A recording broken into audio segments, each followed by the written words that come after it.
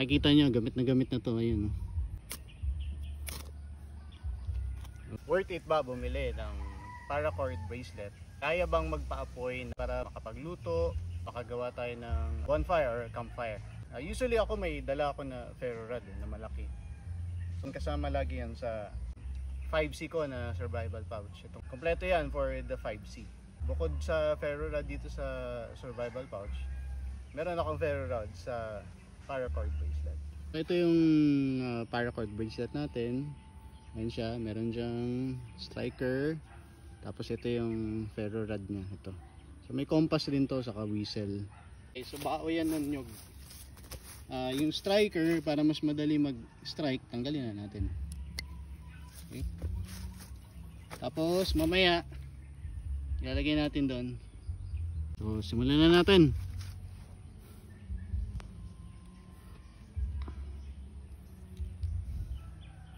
Makikita nyo, gamit na to ngayon. Ayan, ginagamit ko rin to talaga sa totoo lang. Pero para makita nyo yung actual.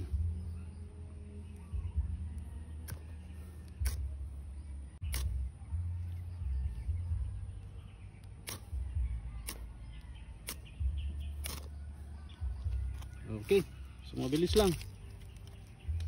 Tapos dagdagan natin ng ibang panggatong. Okay, baka masunog yung telepono natin. Ilagay natin dito. Pay-pay lang ng konti.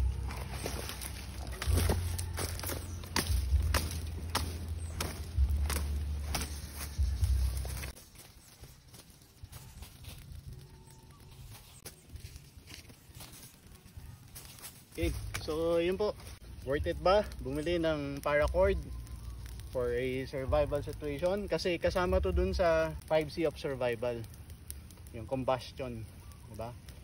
So kung wala kang lighter, yan, or posporo, paracord bracelet ang gagamitin natin.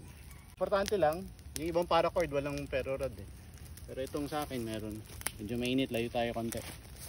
Bago tayo magtapos, I'm asking for prayers para dun sa mga apektado ng bagyong Tino.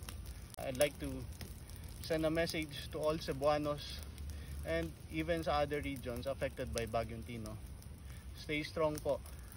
Alam ko po masakit yung mga nangyari, especially may mga nasawi.